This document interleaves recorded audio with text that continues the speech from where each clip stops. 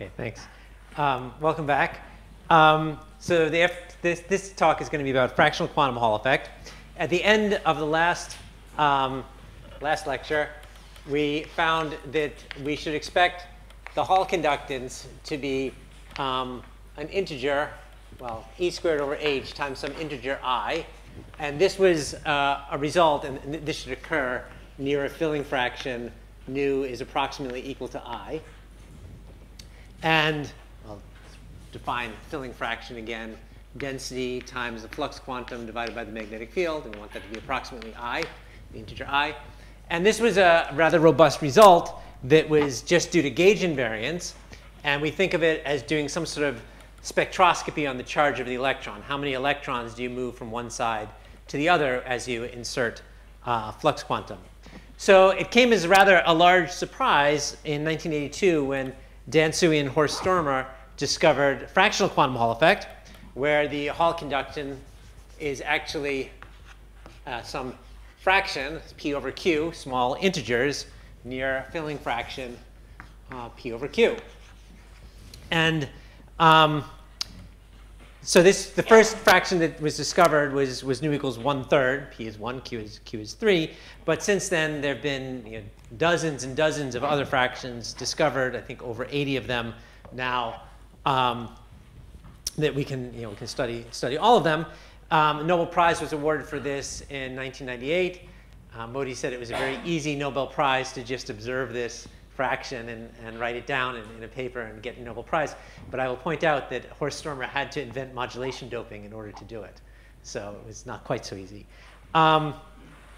Anyway, this result seemed to contradict what we just proved in the previous lecture, that this is supposed to come out an integer, and it doesn't. And two things have to be true in order for this to happen, in order to get around what we already proved. One, charge must fractionalize into E star equals E over Q, with Q being the same integer here. Now, there's a legend in the community that back in the old days when you took data, it wasn't done on a computer, it was done on a chart recorder where you have a pen that moves up and down, and a paper runs by the pen and it leaves a trail. And so Horst Stormer and Dan Tsui were watching the data being taken as they were scanning the magnetic field, and the pen starts forming a flat plateau at nu equals 1/3, and Dan Tsui says 1/3, aha, quarks. And this was obviously facetious at the time, but it was very, very clever actually, because he realized immediately that it meant the charge was fractionalizing. So this had to be true. And the second thing that must be true is the ground state must be degenerate. Ground state degeneracy, ground state degen, Q-fold. So there must be Q ground states. And the way this works is that you have here's our same setup as we had before. We're going to add a flux through the center of the annulus here. And we start in some ground state. We'll call it ground state 1. We insert a flux quantum, and this takes us to ground state 2 by adding a flux quantum. Now, the Adiabatic Theorem tells us we must... No, I'm actually doing this on a Corbino disk. So strictly speaking, they're not exactly degenerate, but I'm sweeping this under the rug. Yes, but if you want, we can do it on a torus as well. Okay, keeping me honest. All right, but so the Adiabatic Theorem tells us that we have to stay in the ground state. But if there are multiple ground states, we can progress from one ground state to another ground state, and that is still allowed. We still have 3 ground states. We just started in one of them and ended up in another. And going from one ground state to another is actually transferring E star from the inside to the outside. So this moves E star from the inside to the outside and getting from ground state 1 to ground state 2, and then so forth. So if we're at nu equals 1/3, there are 3 ground states. We'll do this go on to ground state 3. This is another transfer of E star. And then we go on back to ground state 1 after 3 fluxes are inserted, ground state 1, E star.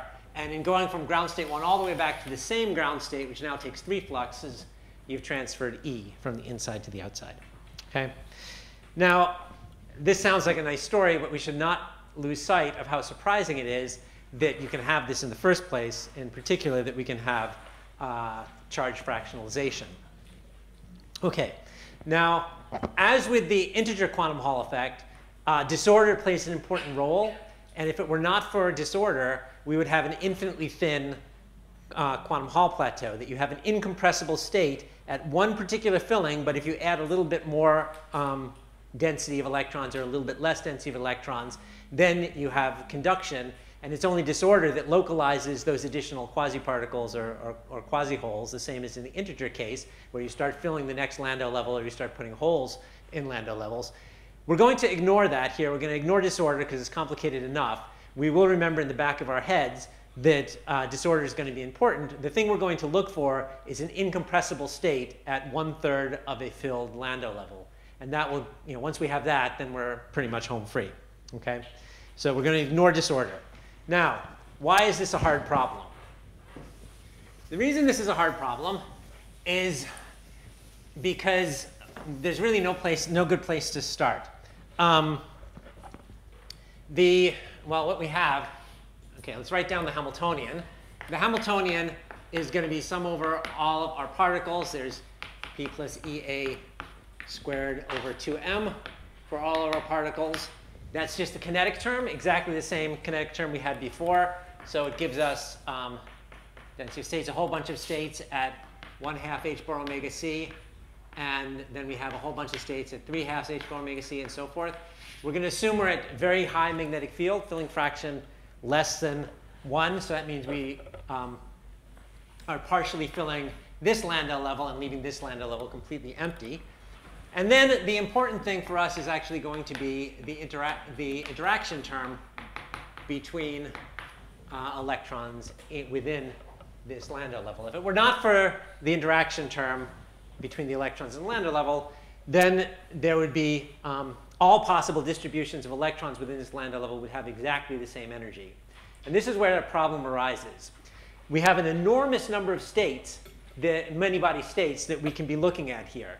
So we have n electrons, n is some huge number, and 1/nu times n electrons equals the number of flux equals the number of orbitals in the system that we can be filling. So in this case, we have 3 times as many orbitals as we have number of electrons. That's nu equals 1/3, a 1/3 filled Landau level. And you can choose to fill any combination of them. So that's, well, one way of putting it is 1/nu times the number of electrons, choose number of electrons. And if you use Stirling's approximation and you realize that number of electrons is something like 10 to the 10 or 10 to the 11, this number is astronomically big. It's like 10 to the 100th power, some ginormous number like that. And within this huge Hilbert space of possible states that we could be looking at, somehow or other we must find a unique ground state or several ground states, say 3 of them, or some small number of ground states within this enormous space. And this is why it's a hard problem.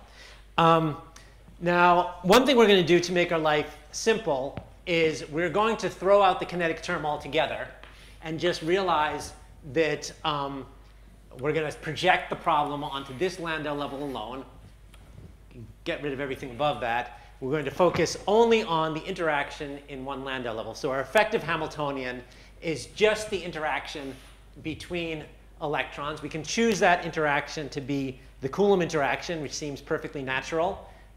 Electrons repel each other via the Coulomb interaction. We could modify the Coulomb interaction a little bit because there could be screening electrons nearby or some small modification of the Coulomb interaction. And there are other imaginary systems we might think of where the interaction isn't Coulomb at all. It might be dipolar or who knows what.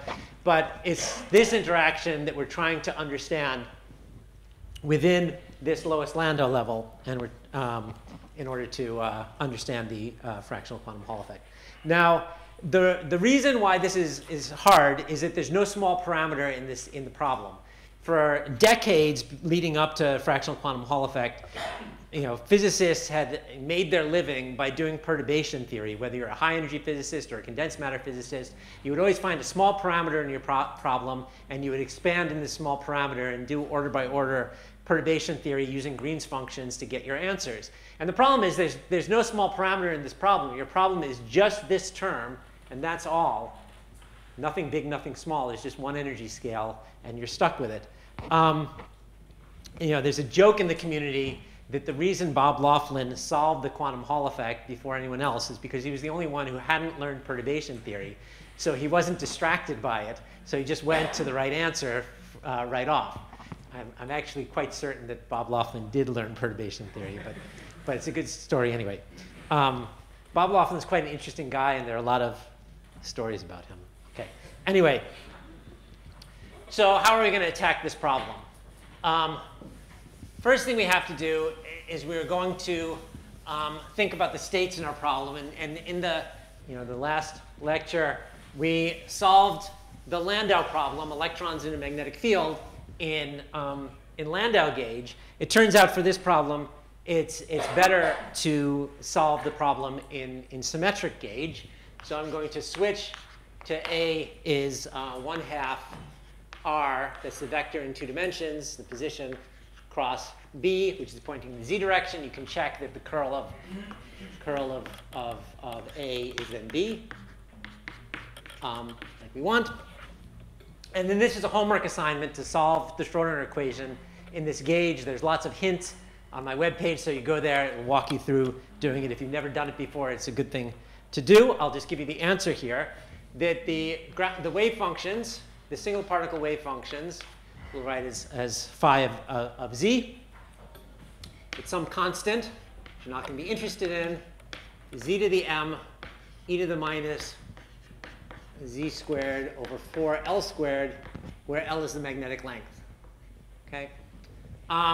So z here is x plus iy, the complex representation of the position. This is really nice because once you have working with complex numbers, you can use all the power of complex number theory and things like that to make your life easier. This is the result for the lowest Landau level. If you have higher Landau levels, there will be z stars floating around as well. But if you're in the lower Landau level, you only have z's times this Gaussian factor. So, and they all have exactly the same energy. They're all degenerate without disorder. So the most general wave function that you could have for an electron in the lowest Landau level would be some holomorphic function of z times the ubiquitous Gaussian factor that always comes along for the ride. And all those will have exactly the same energy. Now, one more thing to note is that the angular momentum operator applied to phi m is just m phi m. I dropped an h bar here for simplicity. So it tells you as you increase this index m, you're increasing the angular momentum around the center of the plane. So the m equals z to the 0th makes like a little bump in the center of your plane. Z to the 1 makes sort of something whose phase wraps by 2 pi as you go around 0. This is r e to the I theta. So it wraps once. Z squared, that's the next wave function, the phase wraps twice as you go around. And so this should look familiar to you if you remember your angular momentum theory, that your quantized states of angular momentum, their phase wraps a different number of times as you go around the origin. Is everyone good with that? Yeah? OK. Good. And the one further thing to look at is if you look at the amplitude of phi m squared, so you find out where's this wave function localized, just calculate phi m squared and look for its maximum as a function of the magnitude of z. So d by d magnitude of z, and set that equal to 0, you will find that absolute z, where the wave function is the max, or sometimes we'll call that r max, is equal to, I'll get the 2 in the right place, the magnetic length times the square root of 2m. Okay? So generically what we have is we have some sort of wave function with some angular momentum. It's out, sort of forms a ring at some radius, which is this number, L times the square root of 2m. And it roughly is a Gaussian wave packet in this radial direction. And then it's a sort of almost a plane wave in the azimuthal direction with the phase wrapping m times before you come back to where you started. Okay, that's more or less what these wave functions look like. Okay, we're good with that? Yeah. So this is the solution for just the interaction. This is not the interaction. This is a non-interacting electrons in the lowest Landau level. Yes. So exactly the same as before, just in different gauge. Yeah. Yeah. You gain a lot by choosing a convenient gauge. Yeah. So we've chosen a very convenient gauge here. Yeah. This is actually another piece of Lofland's genius, is he chose the right gauge. Yeah. What was the first material the fractional quantum Hall effect was actually? It was gallium arsenide, gallium aluminum arsenide. Yeah. Yeah. So how the choice of gauge affect the solution? Well, in principle, it doesn't. But I mean, it's equivalent in just by gauge transform. But it's a lot easier to see what's going on if you choose this gauge, because then you have the power of complex numbers helping you. So we'll see that things look very simple in this gauge. You can always gauge transform at the end and get into any gauge you like. It's just a lot less easy to see what's going on in some of the other gauges. Yeah. Anything else? All right, good. Thank you for the questions. Everyone gets a gold star who asked questions. All right. The one last thing to notice here is if we calculate the total flux enclosed in this circle. Let's see if we can do that. So the total flux will be the magnetic field times the area in that circle, which is pi r squared. Well, OK, r squared. So this is magnetic field times pi. And then r squared is going to give us L squared 2m. If we multiply this out, it's going to give us m phi naught, because L squared is h bar over E, and then we have a 2 pi making the h bar into h, and phi naught is h over E. So each successive wave function encloses one more unit of flux. Okay? All right. So this is our starting point, and Lofland's trick was not to solve anything, but just to guess the solution. Okay? So it's a pretty good trick if you know how to do it. Nice work if you can get it. And there's a couple principles we want to keep in mind here when guessing a solution. One, the wave function needs to be analytic, meaning that it should be psi equals a polynomial. Well, OK, we'll write psi of z1 through zn.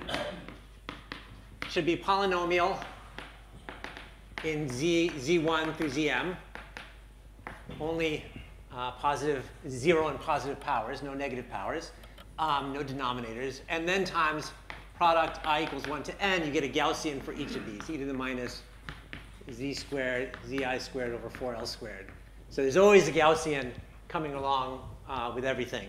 But other than that, the wave function is just this polynomial.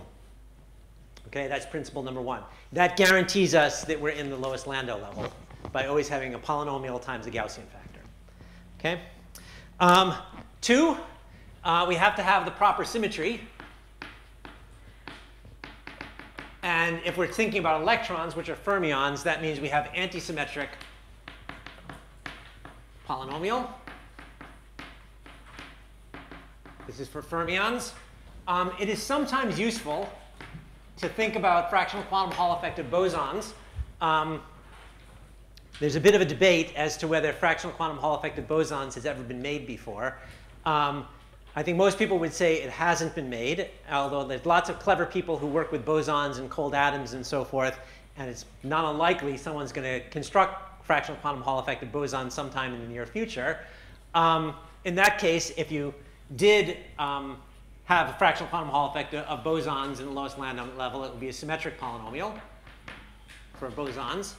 There is one claim in the literature by a Nobel laureate, no less, Stephen Chu, and the first author is Nathan Gemelke, that they did produce fractional quantum Hall effect of bosons in 2010 out at Stanford.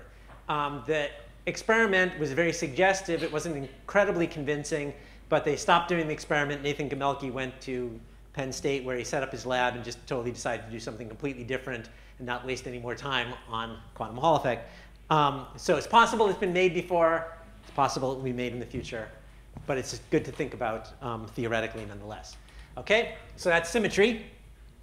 The third, let's say 3a here, is that we want this to represent a uniform density droplet. Uniform density. We want the wave function to somehow represent a uniform density droplet. That's a little tricky to impose. And furthermore, 3b, the maximum power, max power of z, so z to the m max, the highest power of z that occurs, that tells you the highest radius that the electrons live at, because each successive power of z pushes the ring out a little bit further from the picture that I erased a moment ago. From this also. Each higher power of z pushes the ring out a little bit further.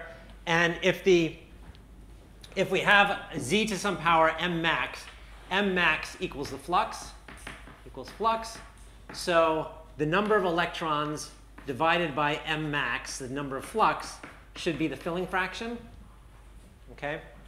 So that tells us what m max needs to be. M max is fixed by, well, the number of electrons and the filling fraction we're trying to represent. It's just telling us we have to have the right density.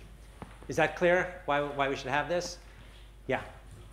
So, first you discussed only the kinetic problem without the interaction, and you use this as a basis for the only with the interaction problem. Yes. And I haven't said anything about the interaction yet. So the question we're guessing the solution to is the interaction one? Is the interaction problem, that's correct. So we're going to guess the solution to the interacting problem, and I haven't said anything about the interaction yet. It's just whatever I write down has to obey these things. Okay, good? Good. Thank you for the question, another gold star. Okay, okay. And the fourth condition is it should be homogeneous in degree.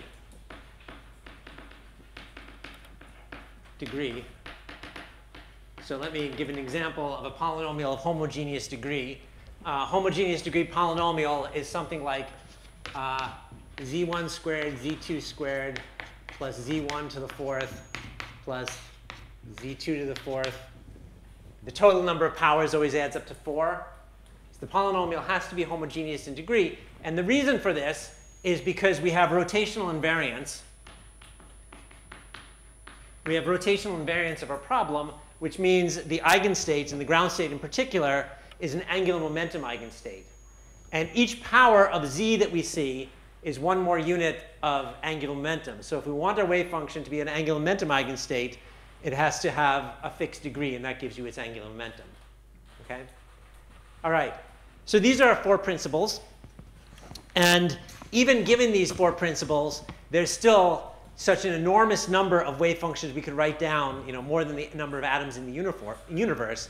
We have to guess something that's very clever. And this is what Bob Lofland did. What did he guess? He guessed the following wave function. Rather simple thing to write down. And in fact, wave functions of this form had been, Lofland, had been written down, actually starting with Feynman and Weil, many years before. And they were thinking about helium, actually. I less than j, zi minus zj to the m power, and then product over all the i's, e to the minus zi squared over 4l squared. It's a rather simple thing to write down. And we claim it's going to be a good wave function for our interaction. So a couple of comments about this. First, let's look at item 3b. What's the maximum power that we have here in this wave function? So the max power, let's look at z sub 1. Well, OK, so z sub 1 here, it has n minus 1 terms where there's a z minus z to the m. So the max power is m times n minus 1. So that means the filling fraction is n over m n minus 1. And if you go to a large system size limit where n and n minus 1 are basically the same, that gives me 1 over m. So if we want to describe the nu equals 1/3 state, which Lofland was interested in describing, we would use m equals 3.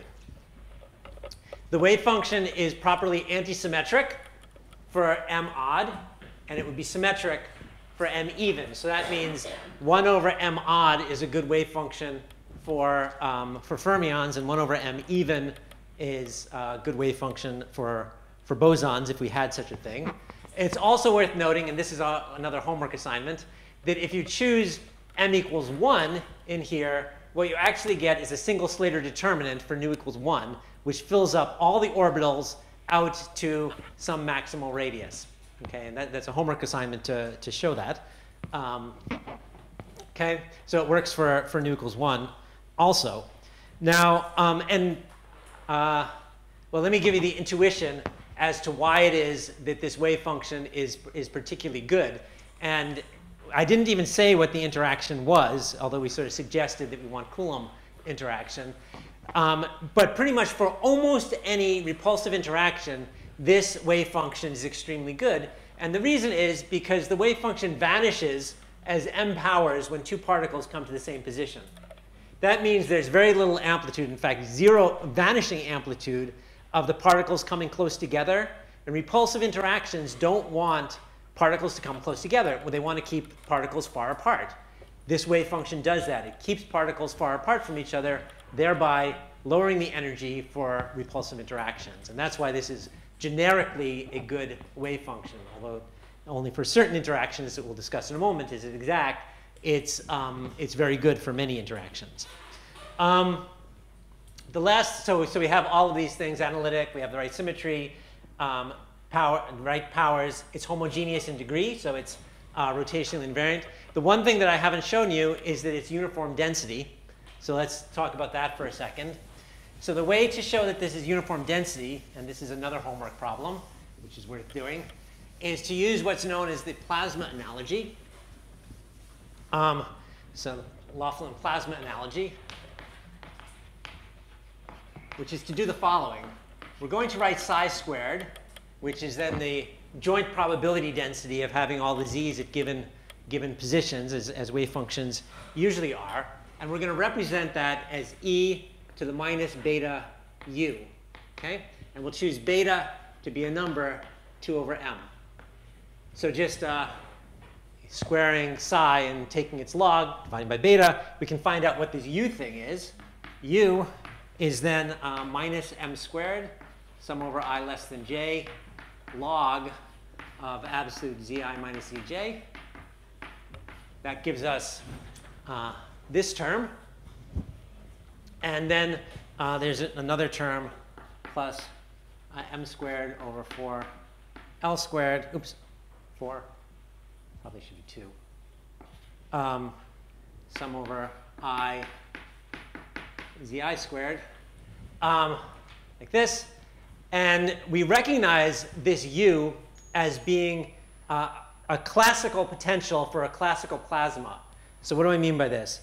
So forget quantum mechanics for a second, forget electrons. Just imagine you have a bunch of charged particles in 2 dimensions with Coulomb interactions interacting with each other. Coulomb interactions in 2 dimensions are logarithmic. You may recall that from electromagnetism. So here we have a logarithmic interaction between particles in 2 dimensions. Each particle has charge m. What is this? This thing is some sort of background charge, or sort of an attractive bowl attracting all the particles to the center. And you can think of, we know that this thing is some sort of uniform charge background. It's easy to check, call this thing phi. You can check that del squared phi equals a constant.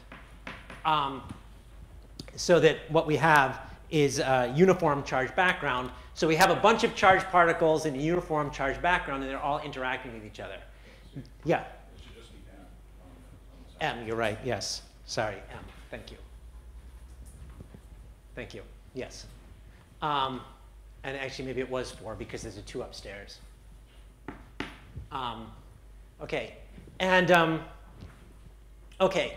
So then we can use our intuition about classical particles at some finite temperature beta in 2 dimensions with Coulomb interaction. And we know that if you have a fluid of charged particles in 2 dimensions in a charged background, what they do is they screen the charged background. So they will come to a uniform density within a disk and until they run out of particles. So what you end up with is if you plot the density as a function of radius, the density is flat, flat, flat, flat, flat, completely just perfectly screening the background charge until you run out of electrons, and then the density drops down to 0. And that's the solution at finite temperature. And there's, people have studied classical plasmas at finite temperature for a very long time, and you can apply all of those tricks to convince yourself that this is the solution. So this tells us what we have is this psi squared, going back to quantum mechanics, represents a fluid of uniform density. Okay? Yeah. Hello. Okay. So that's what we want. All right. So let's say a couple of actually, working through this plasma analogy is really useful because a lot of interesting results come out of it. I recommend there's some hints in the homework to get you through it, but it's really worth doing because there's a lot of information that comes out of the plasma analogy. Okay.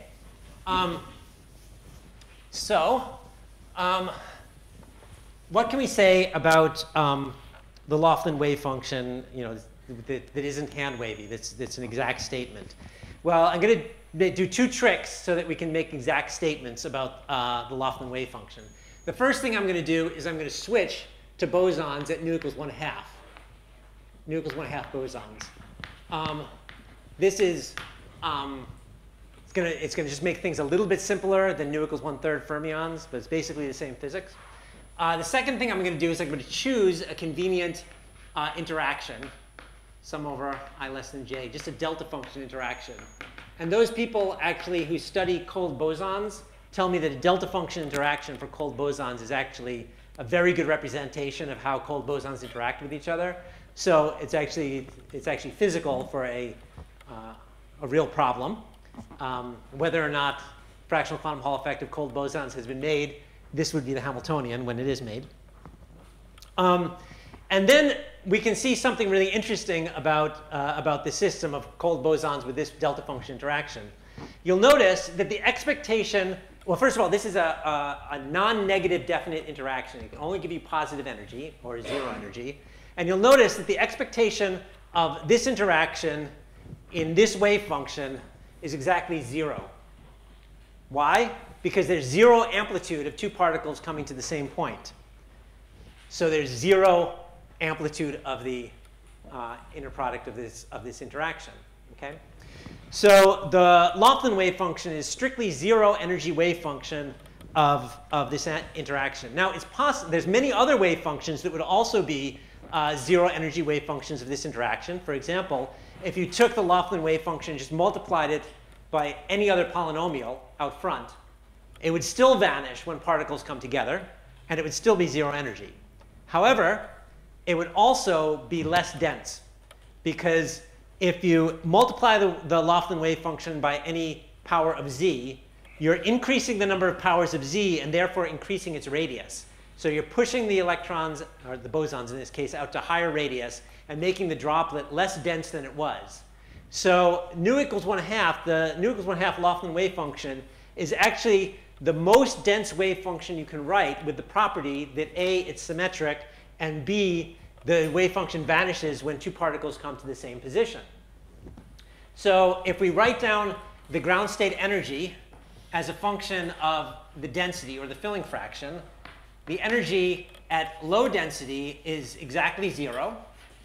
And then when you hit nu equals 1/2, nu equals 1/2 is the highest density wave function where the energy is exactly 0. And above nu equals 1/2, the energy becomes finite. Okay? Yes? Yeah. So there's a way to think of this as being Bose-Einstein condensation. But in this case, we have magnetic field, so it changes the story a little bit. But actually, possibly Joel, who might be out swimming right now, may talk about how to think about this as being Bose-Einstein condensation tomorrow, possibly. OK, so why is this interesting? The reason this is interesting is because if we look at the chemical potential which is dE dN, this thing has a jump. A jump right at this cusp. Okay, it goes from one value to another value right at this cusp. And that reminds us of what we had for the integer quantum Hall effect. The integer quantum Hall effect, the chemical potential was, so here was density of states, and here was energy. The chemical potential sat right here as you filled up the filling fraction. And then when you hit nu equals 1 exactly, the chemical potential made a jump. That's the sign of incompressibility, that we have a jump in the chemical potential. Okay? So this tells us that nu equals 1/2 bosons clearly has, for this interaction, clearly has a jump in the chemical potential right at nu equals 1/2. And nu equals 1/2 is a unique zero energy ground state, which is highest density. Okay? So these are exact statements we can make about the Lofland wave function for this special interaction. Okay? So now what we're going to do is we're going to switch back to fermions. And now okay, so let me just make this switch here. Nu equals 1/3 fermions. 1/3 change bosons to fermions, which is what we're more interested in. Now, of course, for fermions, fermions never come to the same point because of Pauli exclusion. So this interaction isn't going to do anything. It's not interesting at all. However, if we switch the interaction to a derivative of a delta function, del squared of a delta function, we have exactly the same property for nu equals 1 for the Lofland wave function for nu equals 1/3.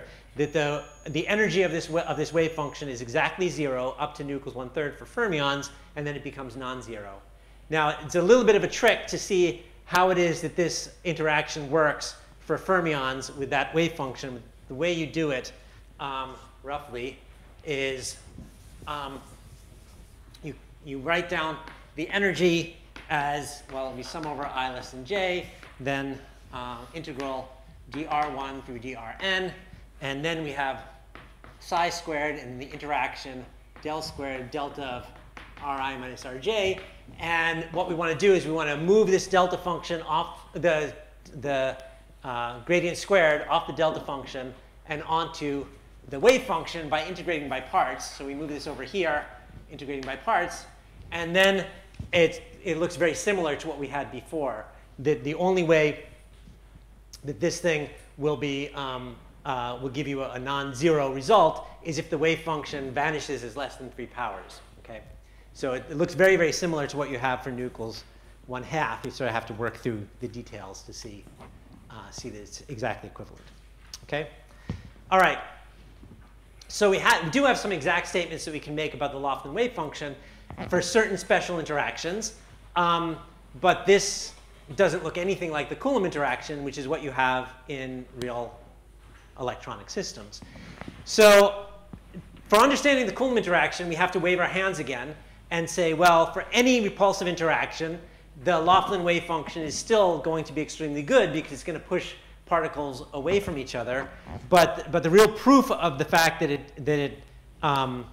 a really good wave function actually comes from numerics. So when Lofland solved this problem in his original paper, he had numerics of 3 electrons, and that was enough to convince him of what was going on. In the modern era, you can do 10 or 20 electrons or something like that, not much more than that.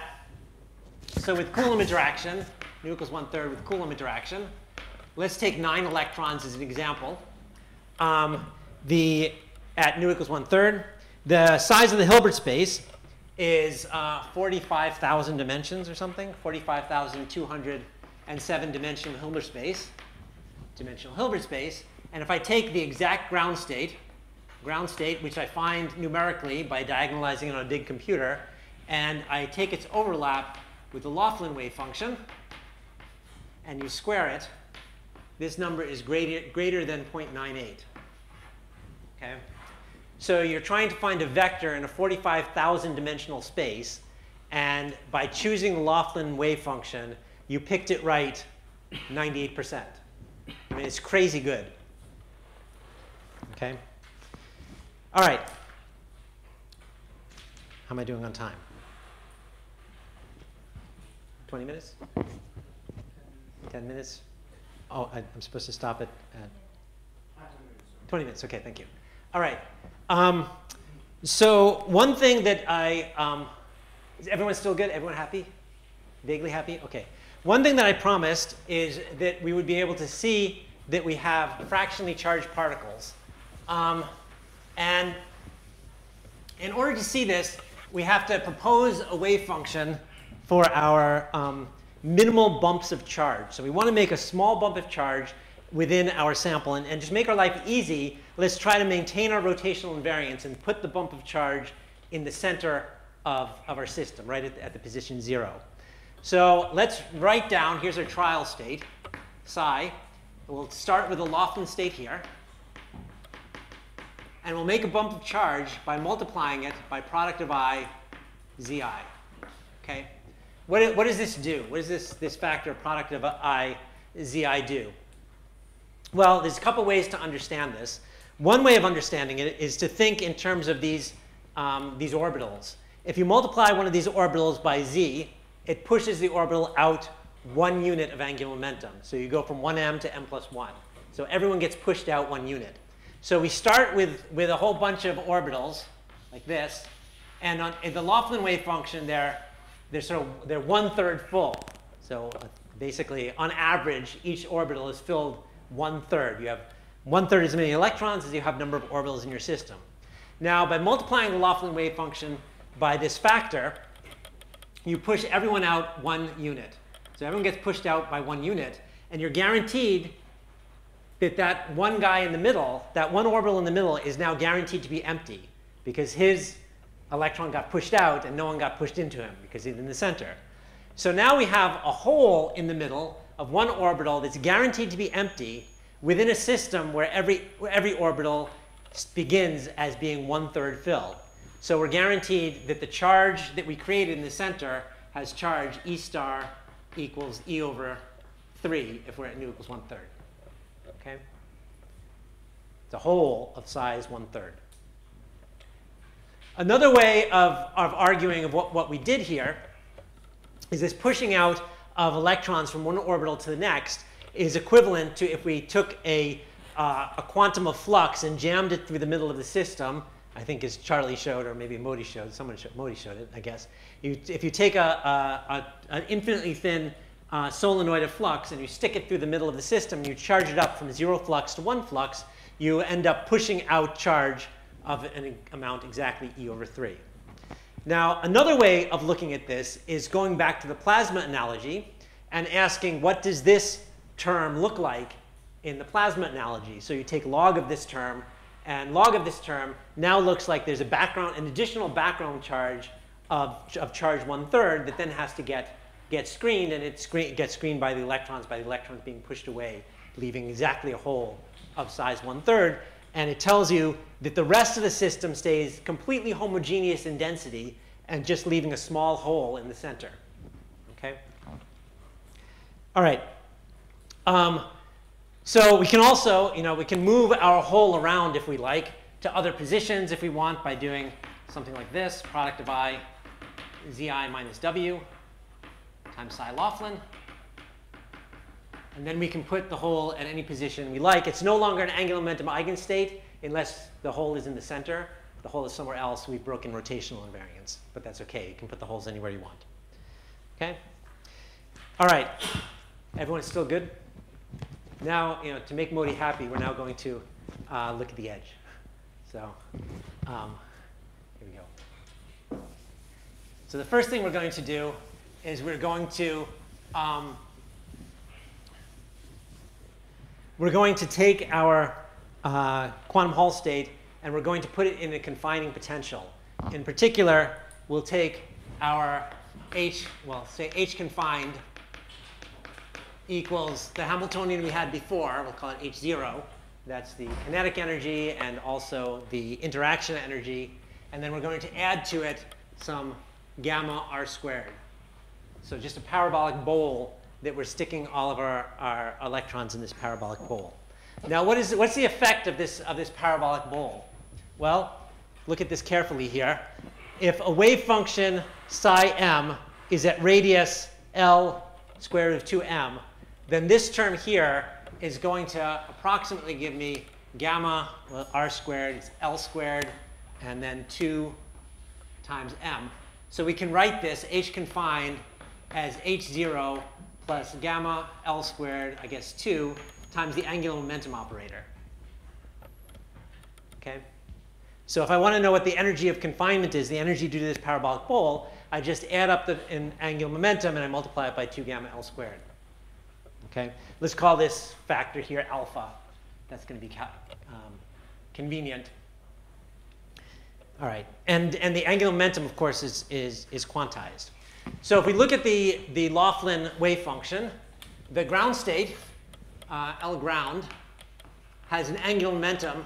We just have to count up the number of powers of, OK, actually, I should mention something else here.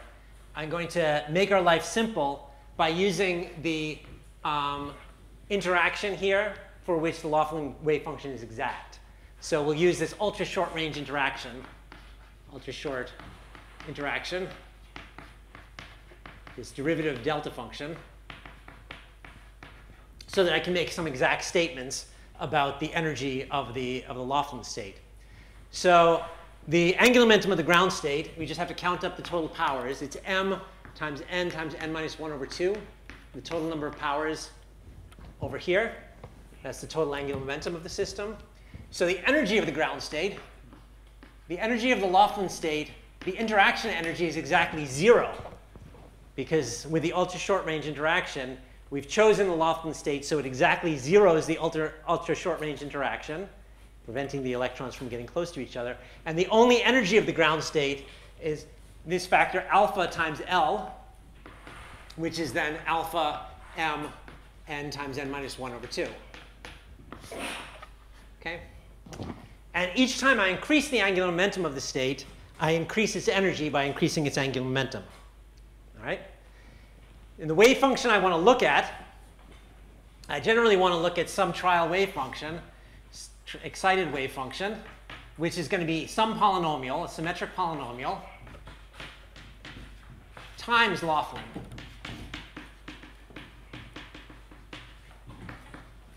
So it's clear that I want it to be a polynomial to keep it in the lowest Landau level. I need it to be a symmetric polynomial so it doesn't ruin the antisymmetry of the Lofland wave function. If you take something symmetric and you multiply it by something antisymmetric, the overall thing is antisymmetric, so it maintains Fermi-Dirac statistics if we started with something with Fermi-Dirac statistics. Okay? So trying to find all the edge excitations of the Lofland state is really just a matter of finding all possible symmetric polynomials. Now, fortunately, mathematicians have studied symmetric polynomials for many years, and they've given us a way to write down all possible symmetric polynomials. Actually, they give us many ways of writing down all possible symmetric polynomials. But let's do it this way. We'll define these things called power sums. I'll write this down, power sum. P sub m equals sum over I equals 1 to n of zi to the mth power. Okay? And there's a statement which is that all possible symmetric polynomials are generated by these power sum operators. So for example, we can take these power sum operators and add them together and multiply them together, and we will get all possible symmetric polynomials. So if we want to find symmetric polynomials of some given degree, power sums, let's look at polynomials of degree 1.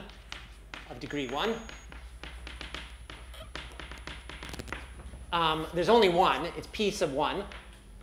And the energy, we have by multiplying the Lofland wave function by p1, we've increased its power, its angular momentum by 1 unit. So its energy is equal to alpha. We've increased its energy by just 1 unit. Okay, is everyone good with that? Yeah? Okay. Now let's look at polynomials of degree 2. Degree 2. Well, there's 2 of them. There's p1 squared, and there's p2. That means there's 2 excitations of 2 units of angular momentum, and its energy is 2 alpha for both of these. And we can keep going, and you'll realize very quickly that we're regenerating the same series, partitions of an integer. For example, if we want to look at polynomials of degree 4, which is the example we did before, it has energy 4 alpha from the ground state. And there's 5 possible polynomials. There's P4, P3, P1, P2, P2, P2, P1, P1, or P1, P1, P1, P1. There are 5 such things, the 5 different ways to partition the integer 4. And we can make a direct mapping between this. This is the fourth momentum boson on 0. This is the third momentum boson and the first momentum boson on 0. This is boson 2 squared on 0. And we get a one-to-one mapping between these polynomials and these boson excitations. OK? Good?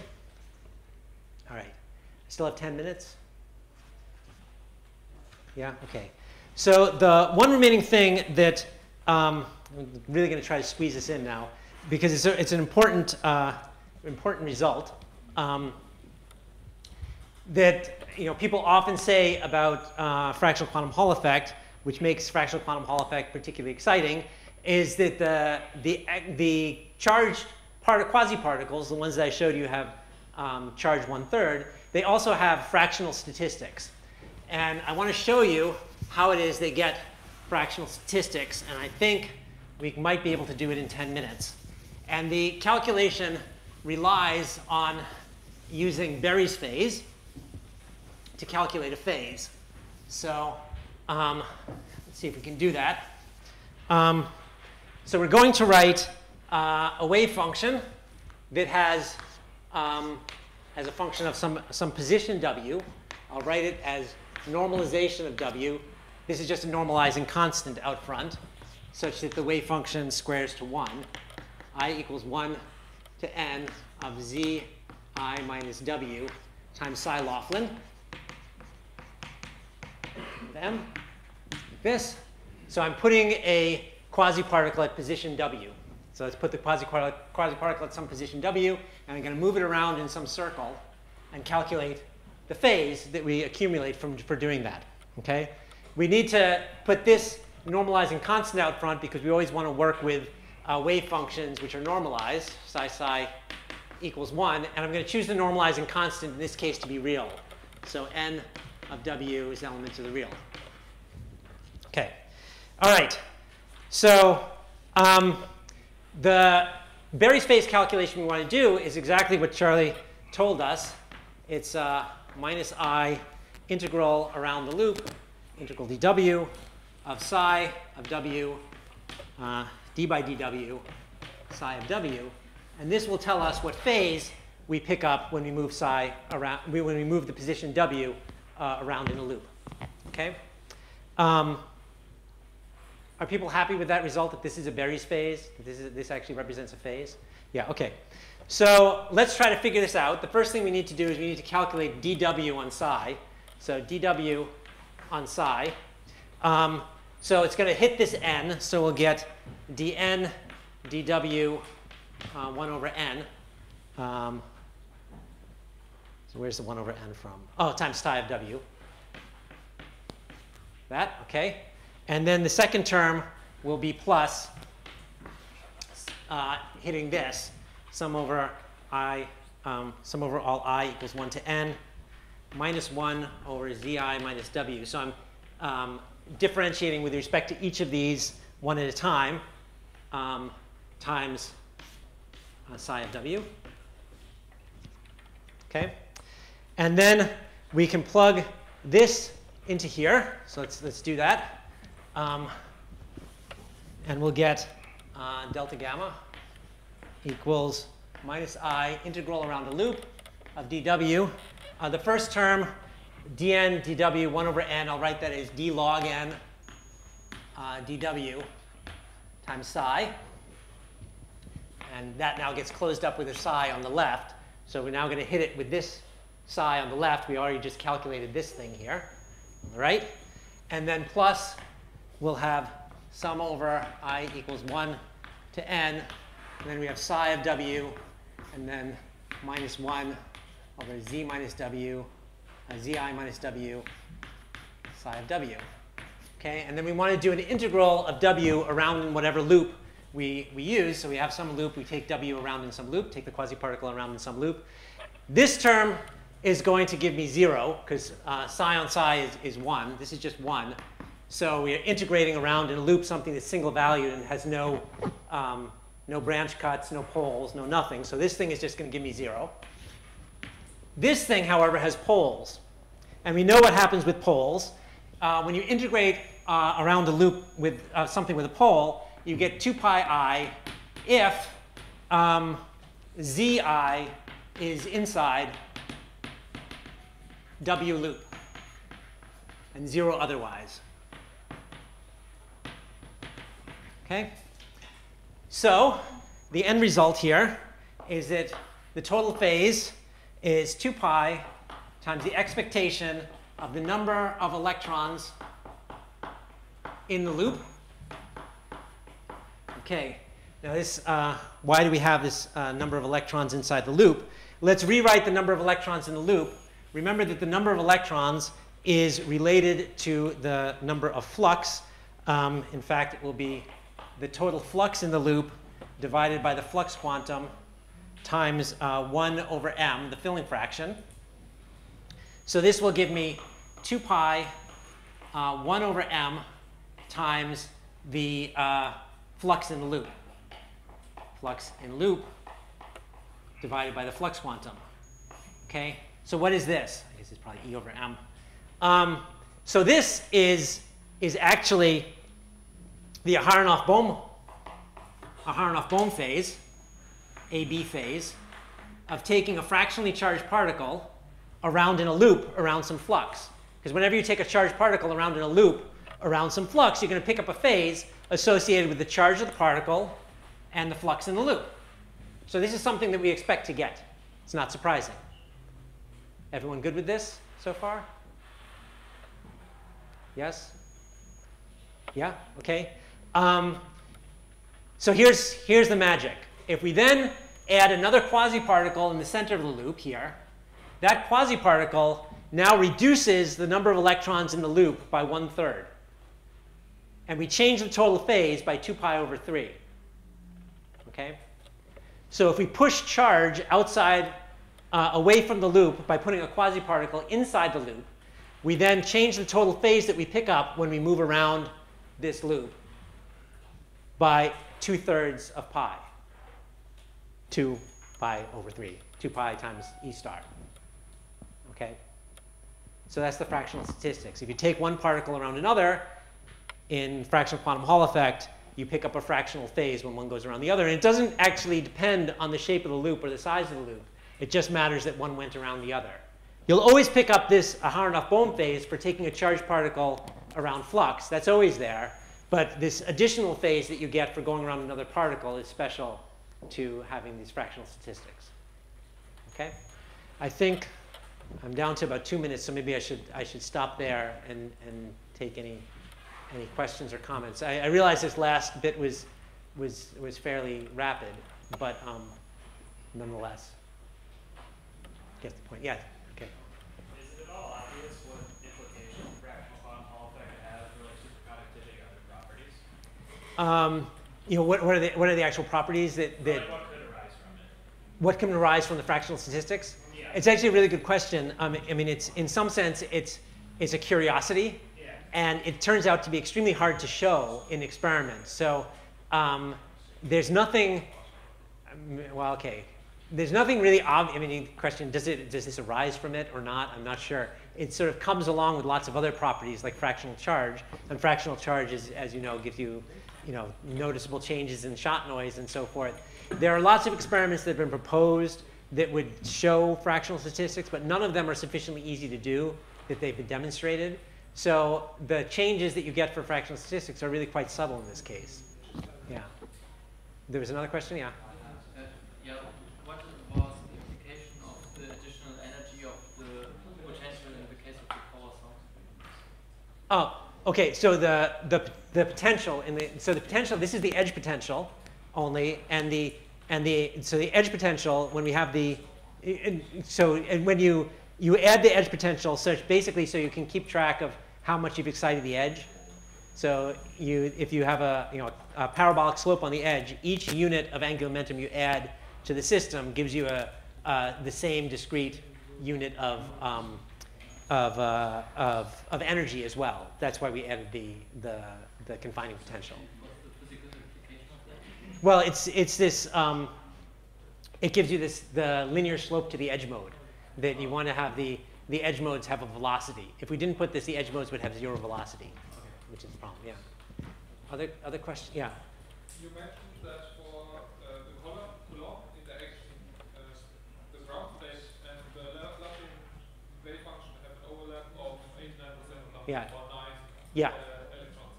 So how does this number change if we look at a different number of Yeah. electrons? Because Yeah. actually we want to look at many, many more. Yeah, that's right. So eventually the overlap is going to go to 0 because the Hilbert space is just going to get so enormous that you'll make an error in every direction, which is epsilon, and those epsilons will eventually add up. So it'll eventually go to 0.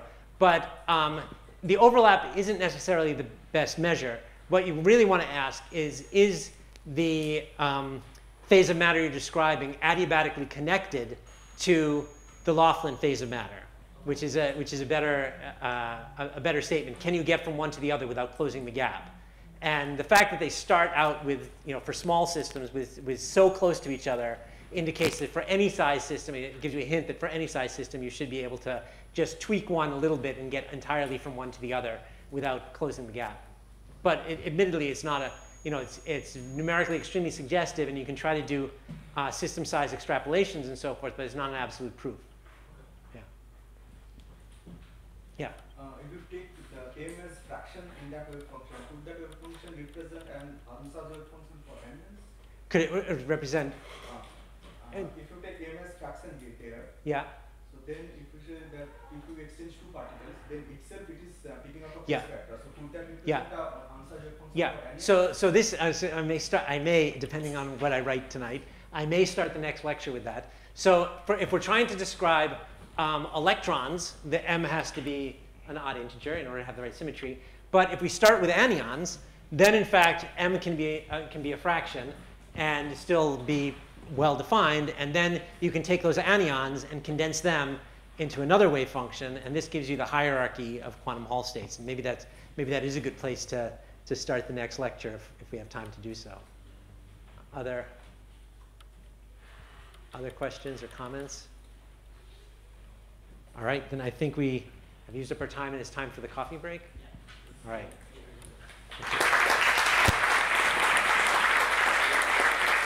Thank you.